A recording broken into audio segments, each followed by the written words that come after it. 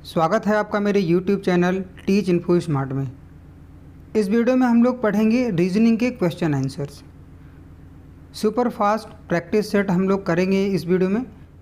Question number 1 देखेंगे, लिखा हुआ है उस विकल्प का चयन करें जो तीसरे शब्द से ठीक उसी तरह संबंधित है जिस प्रकार दूसरा शब्द पहले पद से संबंधित है।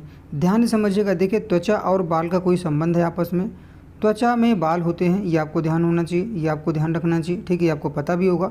वैसे ही भूमि में क्या होगा, तो भूमि में घास होती है, ये ध्यान रखिएगा। इसका आंसर होगा ऑप्शन नंबर सी। कैसे? देखिए, बाल अगर त्वचा में होता है तो बाल को कुछ ना कुछ पोषक तत्वों की आवश्यकता होती है।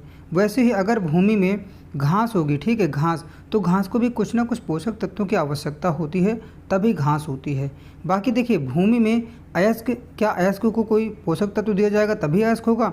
अगर ऐसा होगा ना तो घर घर में अयस्क पैदा होने लगेगा, ठीक है। धूल, धूल का क्या ऐसा कुछ रूल है कि इसके लिए कुछ न्यूट्रिएंट्स की ज़रूरत होगी या कुछ पोषक तत्व की ज़रूरत होगी तभी धूल होगी? ऐसा नहीं है।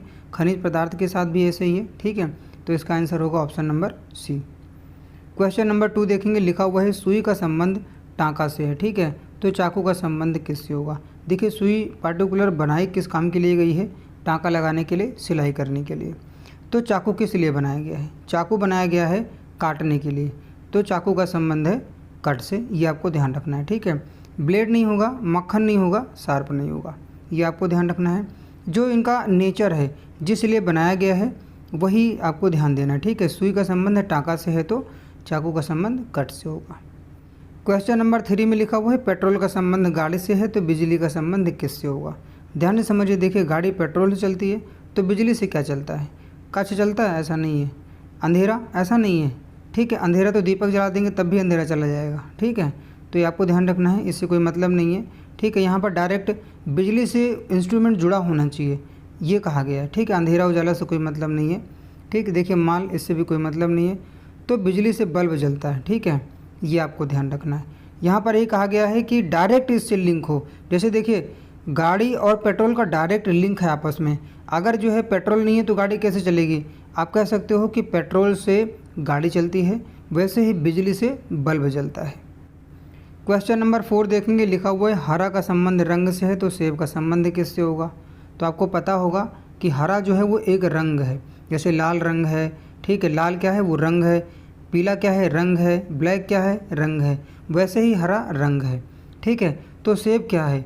सेब लाल तो है नहीं, ठीक है, गगो तो है नहीं, मिठाई तो है नहीं। तो जिस प्रकार से हरा रंग है ना, उसी प्रकार से सेब फल है, ये आपको ध्यान रखना है। क्वेश्चन नंबर 5 में लिखा हुआ है कार्य का संबंध प्रयास से है तो सोना का संबंध किससे होगा? देखिए, आप कोई काम करते हो तो आप एक प्रयास करते हो, ठीक है। जैसे मान लीजिए आप बुक पढ़ रहे हो और उस बुक को आपको उठा के दूसरी जगह रखना है, तो उसमें भी आपका एफर्ट लगा हुआ है, आपका प्रयास लगा हुआ है, तभी बुक एक जगह से दूसरी जगह गई हुई है। तो यही संबंध है, कार्य का संबंध है प्रयास से। तो वैसे ही सोना का संबंध किससे है? भाई उठना से तो होगा नहीं सोना का संबंध, मुक्ति से होता नहीं है, ठीक है। सोना कौन सा? स्लीपिंग वाला सोना है ये, ठीक है, स्लीप, सो जाओ आप, वो वाला सोना है, ठीक है। तो सोने का मतलब ये तो है नहीं कि मुक्ति मिल गई, ठीक है, नहीं, इससे कोई मतलब नहीं है। सोना का मतलब है आराम से। आप सोते हो तो यही होता है कि आप आराम कर रहे होते हो, ठीक है। तो इसका आंसर होगा ऑप्शन नंबर सी। डी भी नहीं होगा, समीप का कोई मतलब नहीं है सोना से, ठीक है। क्वेश्चन नंबर 6 में लिखा हुआ है गेंद का संबंध फेंकना से है तो यहाँ पर ऐसे ही कोई दो शब्द जो है आपस में रिलेशन बनाएंगे जैसे गेंद और फेंकना का है। तो ध्यान से समझिए। देखिए, गेंद डायरेक्ट जो है हाथ से अगर आप फेंकोगे ना, ठीक है, हाथ से फेंकोगे। यहाँ पर ध्यान से समझिएगा, फेंकना का मतलब ये है कि कोई व्यक्ति हाथ से गेंद को फेंक रहा है तभी तो खेल रहा है, ठीक है। तो देखिए, कुत्ता और थपथपाना कोई मतलब नहीं ऐसा। क्या कुत्ता यहाँ फेंकना को कोई बात कही गई है फेंकने जैसी? नहीं कही गई। यहाँ पर देखिए, गेंद को हाथ से फेंका जा रहा है, ये आपको ध्यान रखना है।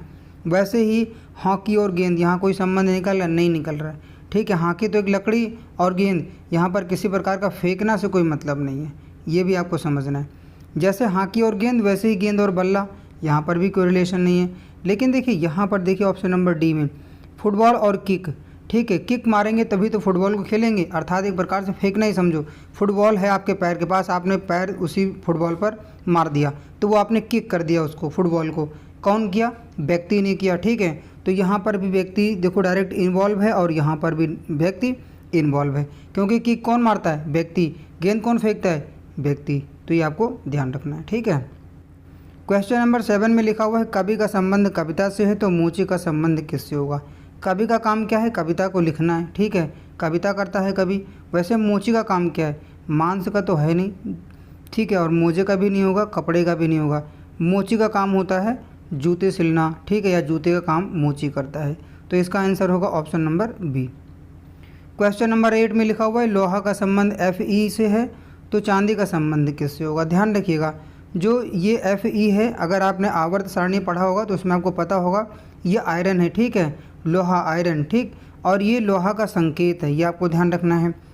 तो वैसे ही चांदी का संकेत क्या होता है ये आपको बताना है। तो चांदी का संकेत होता है ऑप्शन नंबर सी Ag, ठीक है। क्वेश्चन नंबर 9 में लिखा हुआ है मोनार्क का संबंध है एनाकोंडा से तो कोबरा का संबंध किससे होगा, ये आपको बताना है। तो ध्यान रखिएगा, इसका आंसर होगा ऑप्शन नंबर बी, क्वीन से संबंधित है कोबरा, ठीक है। क्वेश्चन नंबर 10 में लिखा हुआ है छाया का संबंध प्रकाश से है तो परावर्तन का संबंध किससे होगा। ठीक है, देखिए छाया प्रकाश, अगर प्रकाश नहीं होगा तो छाया बनेगी, शैडो बनेगी, नहीं बनेगी, ये आपको ध्यान रखना है। यही रिलेशन है कि प्रकाश के बिना छाया नहीं बनेगी, ये आपको ध्यान रखना है, ठीक है। तो कपड़ा परावर्तन से कोई मतलब नहीं है, गंदगी परावर्तन से कोई मतलब नहीं है, ठीक है, और वैसे ही वायु का कोई मतलब है नहीं। जो परावर्तन की प्रक्रिया है, जो क्रिया है परावर्तन की, वो कहाँ पर होती है, वो जल में होती है। मैं आपको एक उदाहरण दे देता हूँ, ठीक है। उदाहरण ये है कि मान लीजिए आप जो है एक गिलास पानी लीजिए, ठीक है, एक गिलास पानी लीजिए और इसमें एक पेन डाल दीजिए, ठीक। एक पेन जब आप डालेंगे, ठीक है, ये पानी भरा हुआ है, ध्यान से समझिएगा। जब आप देखेंगे यहाँ से, मान लीजिए आप इस साइड में देख रहे होंगे इस पेन को, तो ये पेन आपको टेढ़ी दिखाई पड़ेगी, ठीक है, ये पेन आपको टेढ़ी दिखाई पड़ेगी। एक उदाहरण मैं आपको और देता हूँ। मान लीजिए अगर आप जल में जो है मछली देखेंगे और उसको आप पकड़ना चाहेंगे, तो आप जिस जगह पर मछली को पकड़ रहे होंगे, जहाँ पर आपका हाथ जाएगा पकड़ने के लिए, एक्चुअल में वो मछली वहाँ पर होती नहीं है, ठीक है, और ये परावर्तन के कारण होता है ऐसा, ठीक है। मछली उससे नीचे होती है, दूसरी जगह होती है, आपको लगता है कि मछली यहीं पर है, लेकिन ऐसा नहीं होता, इसीलिए आप मछली नहीं पकड़ पाते हो, ठीक है। ये परावर्तन के कारण होता है, ये आपको ध्यान देना है, ठीक है। आप देखो, आप कभी आपने देखा होगा, आप जो है गिलास में पानी भरा हो, उसमें एक सिक्का डाल दीजिएगा, तो आप जब देखोगे ना, तो आप जब साइड से देखोगे तो आपको ऐसा महसूस होगा कि सिक्का जो है, ठीक है, वो सिक्का पानी के ऊपर उभरा हुआ है, ऊपर उठा हुआ है, ऐसा फील होगा। वो भी परावर्तन के कारण ही होता है, तो ये ध्यान रखिएगा। और ये क्रिया देखिए जल में हो रही है, ठीक है, जैसे प्रकाश से छाया बन रही है, ठीक है, तो वैसे ही परावर्तन से ही तो जल में सब क्रियाएँ हो रही हैं। तो ये आपको ध्यान रखना है। आप कह सकते हो कि परावर्तन की जो क्रिया है वो जल में होगी। तो बस दोस्तों, आज इस वीडियो में इतना ही। उम्मीद करता हूँ वीडियो आपके लिए हेल्पफुल होगी। आपको वीडियो कैसी लगी कमेंट बॉक्स में कमेंट आप ज़रूर करिएगा, और आप बने रहिएगा मेरे YouTube channel teach info smart के साथ में। दीजिए मुझे इस वीडियो में इजाज़त, मिलता हूँ मैं आपको नेक्स्ट वीडियो में नेक्स्ट कंटेंट के साथ। तब तक के लिए नमस्कार, धन्यवाद।